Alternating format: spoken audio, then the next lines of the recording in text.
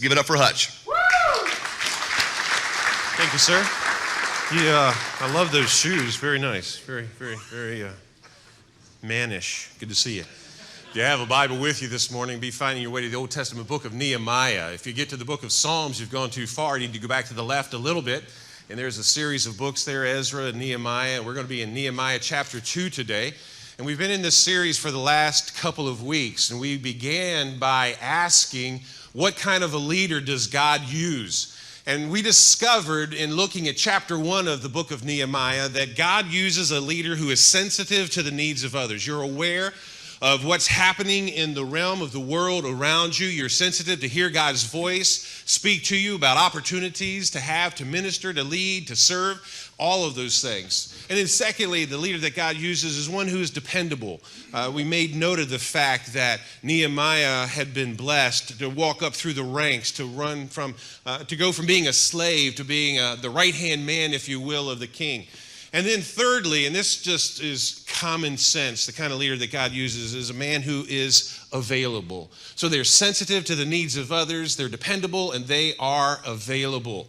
And then last week, we asked and answered the question, what do you do when you don't know what to do? Well, you do exactly what Nehemiah did, and that was pray. And little did we know that we would move from this room into the arena of having to put that teaching into practice in the course of that day just last week, because situations arise all the time and we're taken by surprise or we're taken back and we don't know what to do. And the very first response when you don't know what to do ought to be to pray instead of powering up and trying to muscle our way through as we often as men want to do. But if you are going to pray, there are some essential elements that you need to have well grounded in your character as you pray. And the first one is you have to have a true understanding, a commitment to the character of God. God's character is the basis for his ability to answer our prayers. And secondly, you remember we said that you have to have genuine confession of sin. The greatest thing that clogs up the pipes of answered prayer is unconfessed sin. And you remember we spent some time talking about the fact that somehow or another we have this propensity to sin individually, one at a time, but when we confess our sin, we want to confess it in general. And the truth of the matter is specific sin requires specific confession. That's what that word confession means. It means to see it as God sees it and call it as God calls it. Thirdly, you'll remember we talked about you have to have a confidence in God's promises, a confidence in the promises that God has made. And how do you know what those promises are? The 7,000 plus promises. Well, they're recorded for us in his word, and so that means we have to be men of the word. We get in there and we discover those promises, and then we claim those promises, and then we pray those promises, and we remind God of those promises. And we can do that because of his great character. And then finally, number 4, you have to have a clear-cut idea of what you're praying for. Be very specific in your prayers. A lot of times we want to pray in general, things like, God bless America. That's a great song. And it's a wonderful sentiment in prayer. But God, how do we want you to bless America? And we need to pray very specifically. Know what it is. Have a clear-cut vision of what it is that you want God to do. And ask him. He's big enough to understand the little things in life that are our concerns. And what breaks our heart breaks his heart. But more importantly, we need to grow to the point to where what breaks his heart breaks our heart. And so that leads us to where we find ourselves today, and that is chapter 2 of the book of Nehemiah. And I want to read through our text, the first 8 verses here. And then I want us to extract 6 steps of how a leader plans. Now, I want you to know on the front end, I relied very heavily on Rick Warren's teaching on this material today because it was such an awesome job that he did in teaching through this material.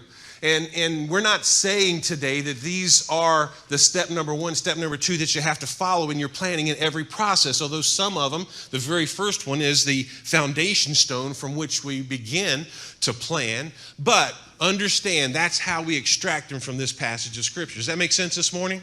All right, look with me if you will. Nehemiah chapter 2. In the month of Nisan, In the 20th year of King Artaxerxes, when wine was before him, and remember, this is Nehemiah, it's his personal journal. He's writing down his remembrances. He's writing down his day-to-day interactions. He's recording it for us in his personal journal. Said, I took up the wine and gave it to the king. Now I had not been sad in his presence before. And the king said to me, why is your face sad, seeing you are not sick? This is nothing but sadness of heart. Then I was very much afraid. I said to the king, let the king live forever. That's always something good to say to the king. Why should not my face be sad when the city, the place of my father's graves, lies in ruins, and its gates have been destroyed by fire? Then the king said to me, what are you requesting? So I prayed to the God of heaven. Here we are. We're only one chapter and a few verses into the book of Nehemiah, and already a second time we see that Nehemiah prayed. Nehemiah was a man of prayer. He was a man acquainted with prayer. He was a man who knew how to pray. He was a man in passionate pursuit of God in prayer. And it says here that he prayed. And I said to the king, if it pleases the king, and if your servant has found favor in your sight, that you send me to Judah, to the city of my father's graves, that I may rebuild it. And the king said to me, the queen sitting beside him, how long will you be gone? And when will you return? So it pleased the king to send me when I had given him a time. And I said to the king, if it pleases the king, let letters be given to me, to the governors of the province beyond the river, that they may let me pass through until I come to Judah. And a letter to Asaph, the keeper of the king's forest, that he may give me timber and make beams for the gates of the fortress of the temple and the wall of the city and for the house that I shall occupy. And the king granted me what I asked, for the good hand of my God was upon me. How does a leader plan? Step number one, pray and think it through. Pray and think it through. Verse number 1 says this, in the month of Nisan. Now, if we go back to a couple of weeks ago when we looked at chapter 1, we understand that he begins writing in this journal. Now, it happened in the month of Chislev. And we said, if you'll remember, that the month of Chislev coordinates with our modern day calendar, somewhere around November, December time frame. Well, when we understand that the month of Nisan falls somewhere around March or April, it helps us to understand a very important principle of planning. And that is this, that you pray and you think it through. For 4 months, Nehemiah has been coming before the throne of heaven. He has been praying for wisdom. He has been praying for direction. He has been praying for insight. He has been praying for favor. He is bathing this opportunity that one day he hopes will come in prayer. But that's not all that he's doing. He's thinking. He's using this time to get ready. So he says here, the first thing you do, step number 1, is to pray and think it through. The leadership takeaway principle is this: leaders make time for think time. And you know, that's something you and I need more today probably than in any other generation of mankind, because there are more distractions for us today, isn't it? I mean, let's be honest. How many of you have already spent several minutes on your phone? Or you checked your computer before you left your house? You had the radio playing, you were listening to the news, you had a podcast going. We live in a world of constant distractions, more so than at any other time in human history. There is something always vying for our attention. There's something always vying for that space. And there's a lot of white noise, if you will, going on in our world. And so we have to say, listen, I am going to set aside time to focus and to think. Concentrated effort. So how does a leader plan? First of all, they pray and they think it through. Secondly, step number 2 is this: prepare for opportunities. Prepare for opportunities. Look again at verse 1. It says, in the month of Nisan, in the 20th year of King Artaxerxes, when wine was before him, I took up the wine and gave it to the king. Now, why did he do that? Well, we go back to chapter 1, and at the very end of chapter 1, we discover that Nehemiah was the cupbearer to the king. And you'll remember a cupbearer to the king was really a right-hand man, if you will, to the king. He was sort of a hodgepodge of security, and he was a part of the inner circle of confidants. He always had access to the king. He was a very important role because assassination was something that happened pretty regularly in that day. And the most common way to do that was to poison the food of the person you were trying to assassinate. And so he was there to take that first bite, to take that first sip, to make sure that it was okay. If Nehemiah dropped over dead, the king knew, I'm not going to eat that. I'm not going to drink that. If Nehemiah survived, he said, hey, it's time to chow down. So, notice what it says next. Not only did I take up wine and give it to the king, now I had not been sad in his presence. You and I miss a lot by our cultural way of living. In Nehemiah's day, to be sad in the presence of the king, get this, was a capital offense. If you brought down the temperature of the room in the presence of the king, he could very easily, with just a stroke of the pen, a word spoken, have your life taken from you, because he didn't want to be Debbie Downers anywhere. He wanted to be encouraged. He wanted to be extolled. He wanted to be lifted up at all times. And so Nehemiah here, by showing his concern, is really taking a huge chance. And so the king notices this, and he says, and the king said to me, why is your face sad, seeing you are not sick? It would make sense if you were not feeling well. But also, to be honest with you, the king's a little paranoid. Maybe he knows something's up and something bad is about to happen to me. He doesn't really want to tell me, but he knows what's going on. Maybe he's worried for my concern. The king said to me, why is your face sad, seeing you're not sick? This is nothing but sadness of heart. And then notice this next phrase. Then I was very much afraid. And that's really our leadership principle takeaway from this step. Oftentimes, leaders are perceived as being bigger than life. We've got it all together. We know what we're doing. We always seem to make the right decisions. But the truth of the matter is Nehemiah was fearful. And that's understandable. Again, he's standing before the king who could take his life in just an instant. And if you read through Old Testament scriptures, if you read through literature of that time, that's something that happened very, very often. But it says that he was afraid. And so the leadership takeaway here is this, in step number 2. Leaders take action in spite of their fears. Leaders take action in spite of their fears. It doesn't mean that they don't have fears. It's just that they take action anyway. They don't allow their fears to paralyze them. And so I said to the king, verse 3, let the king live forever. Why should not my face be sad when the city, the place of my father's graves, lies in ruins and its gates have been destroyed by fire? You know what Nehemiah is doing there? He's appealing to the culture of the day. Have you ever seen the Great Pyramids of Egypt?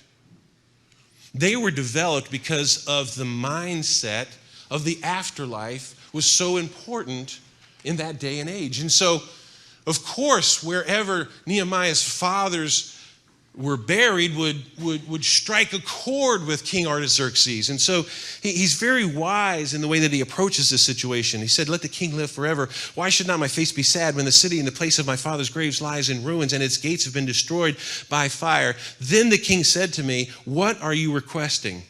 And then notice what he did here. So I prayed to the God of heaven. This is not the 4-month-long prayer. This is a prayer arrow shot to the throne of heaven quickly. Oh God, give me wisdom. Give me favor. Here I go. Step number 1, pray and think it through. Step number 2, prepare for opportunities. Better to have an opportunity. Better to not have an opportunity. Forget it. How does that saying go? Better, do you know how this goes, Adam? I'll come back to it after a while. I'll think of it. Better to be prepared and not have an opportunity than to have an opportunity and not be prepared. Thank you, Jesus. That was my... I'm going to wear a bow and an arrow on my back everywhere I go, and by 7:30 in the morning, my thing will be empty because I will have already prayed so much just to get through. Wasn't the sky not beautiful this morning? Man, it was amazing. I walked out of the house this morning. Dark blue, black velvet with sparkling diamonds. You know what's so amazing about that? That's the underside of heaven. Can you imagine what the top side of heaven is like? I digress, sorry. Step number 1, pray and think it through. Step number 2, prepare for opportunity. Step number 3, predetermine the goal.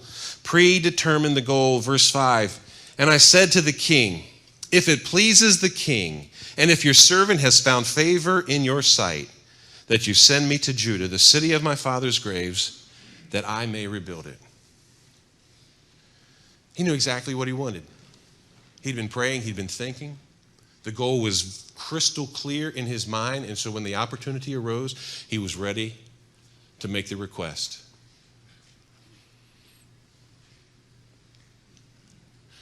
What's interesting is if you go back to the book of Ezra chapter 4, this same King Artaxerxes received letters from some guys who were worried about the city of Jerusalem's walls being rebuilt. And they said, hey, listen, King, you got to understand, this city has a reputation of being a troublemaker for the kingdom. And it would be in your best interest if you wrote an official letter that put an end to this work. And that's exactly what he did in Ezra chapter 4. But here's Nehemiah coming back in Nehemiah chapter 2. And he asked for the very thing that this very king had once said not to be done. So here's the leadership takeaway. Set big goals so God has to bail you out and he gets all the glory. Set big goals so that God has to bail you out and he gets all the glory. If my goal is so small that it is easy to understand how I can do it, it's not a God-honoring goal. You can look and say, well, he did it because of his experience. He did it because of his education. He did it because of his ability. He did it because of his resources. He did it because of his know-how. Have you stopped to consider something? Nehemiah was cupbearer to the king. He was not a construction foreman. He was not a city planner. He was a cupbearer to the king. As far as we know of, unless he had a little workshop in his garage at home, he didn't build anything. And yet here he's setting the goal. He's setting the dream. Set big goals so God has to bail you out and he gets all the glory. Step number 4, place a deadline. Place a deadline. Verse 6. And the king said to me, the queen sitting beside him, notice the parentheses there. You remember we talked about the fact that Ezra, Nehemiah, and Esther are all taking place at the same time. We're not 100% sure, but in all likelihood, this is none other than Queen Esther. And you can just imagine seeing the king there with the queen right beside him. What kind of influence did the queen have? Well, the same amount of influence that your wife has on you. You know what? I don't really think we ought to do this, honey. We need to do this. Okay, I'll do it, you know. So he mentions that. And to be honest with you, they probably had a good relationship, Nehemiah and the queen, because this was the king's right-hand man. He had access to the king. He was really kind of a second-in-command kind of a guy. And so they had a good relationship there. Maybe the king was a little bit hesitant until he looked over at the queen and she gave him the nod or the wink. And it pushed him over the edge. So there's a reason why Nehemiah put that in there. And so the king said to me, the queen sitting beside him, how long will you be gone and when will you return? So it pleased the king to send me when I had given him a time. Leadership takeaway is this. If a goal doesn't have a deadline, it's not a goal, it's just wishful thinking. If a goal doesn't have a deadline, it's not a goal, it's merely wishful thinking. A goal says, I am going to accomplish this by this point. I'm going to obtain that. I'm going to make this happen by. Otherwise, it's just an open-ended thing. Step number 5, plan for potential problems. Plan for potential problems. Verse number 7. And I said to the king, if it pleases the king, let letters be given me to the governors of the province beyond the river, that they may let me pass until I come to Judah. Nehemiah had spent time praying and spent time thinking, and he thought to himself, you know what? This is an 800 to 1,000-mile journey between where I am and where Jerusalem is. And I got to go through some tough territories. So he thought ahead, and he did his planning, and he said, King, would you give me your official signature that gives me passage all the way free and clear in case anybody has any questions or any doubts? He was planning and preparing for foreseeable problems. And that's what a good leader does when they are planning. They plan for potential problems. Now, the leadership takeaway is this. There's two kinds of people. And oftentimes when you go into a bookstore and you look for stuff on leadership, you'll see a lot of titles of books that have managers on it.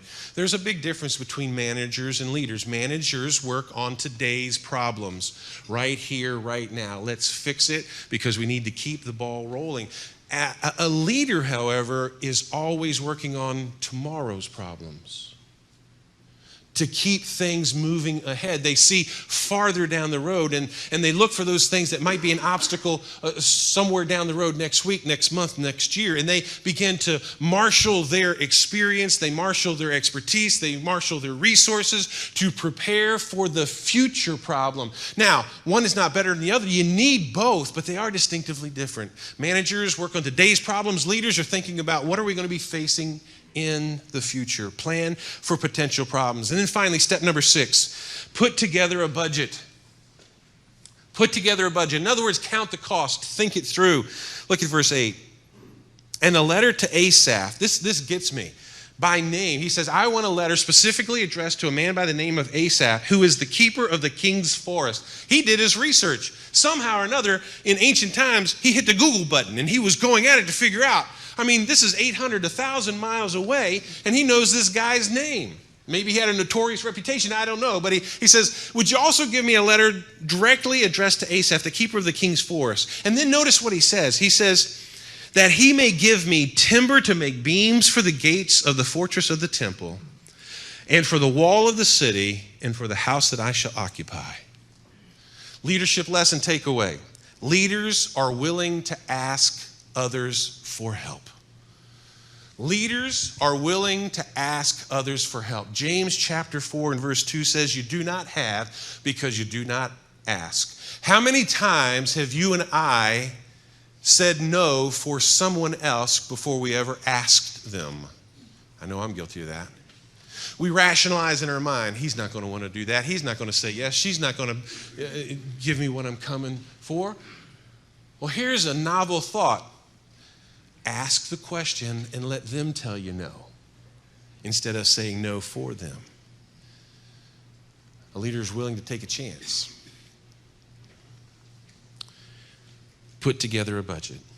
Okay, step number 1, pray and think it through. Step number 2, prepare for opportunities. Step number 3, predetermine the goal. Step number 4, place a deadline. Step number 5, plan for potential problems. Step number 6, put together a budget. We're going to break through the tables. We've got some questions we want to ask to help us dive into this a little bit deeper, and we're going to come back and pull it all together in just a few minutes. God bless you as we gather around the tables.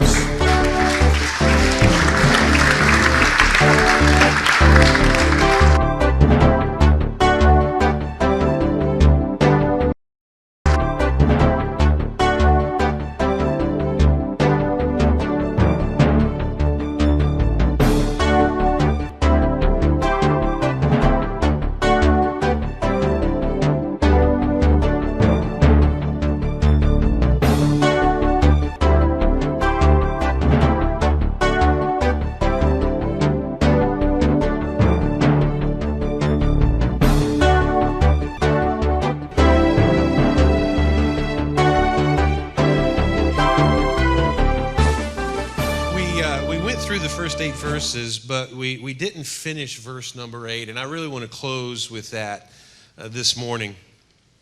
And if you look at that very last sentence, Nehemiah, again, he's writing, and he says, and the king granted me what I asked, for the good hand of God was upon me. Can that be said of us today? Truth be known, the king actually granted Nehemiah more than he asked. Do you know that Nehemiah asked for papers that would allow him to travel through various lands and be able to show them, hey, I've got permission? And he asked for very specific requests as it relates to lumber to rebuild the gates and to rebuild the wall and to rebuild his house and to build himself a place to dwell. But do you know that the king also gave him a security escort? And he didn't even ask for it. Nehemiah said, all I want is a piece of paper with your insignia on it that gives me the authority. But later we come to understand that the king also gave him a military escort.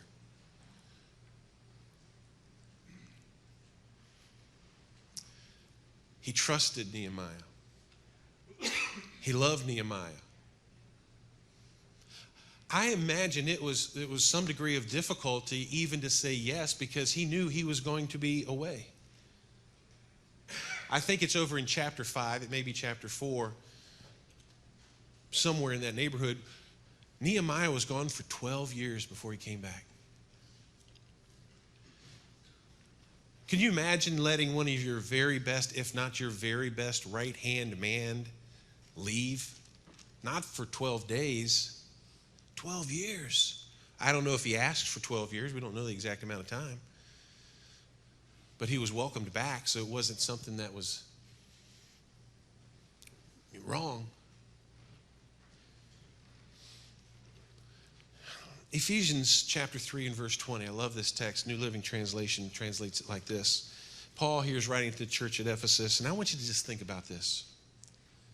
Now all glory to God, who is able through his mighty power at work within us to accomplish infinitely more than we might ask or think. I don't know about you, but there's a lot of times when I think of some great and grandiose plans and ideas, and I think, wouldn't that be marvelous?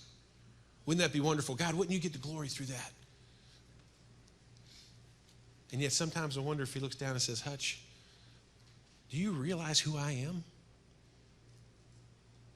I know from your perspective that seems like a great idea, but you could trust me for so much more. Whatever your plans, make them so big that in order for you to accomplish those plans, God has to show up and show off. Because you know what happens when God has to show up and when God has to show off? He gets the glory. They don't say what a wonderful organizer he was.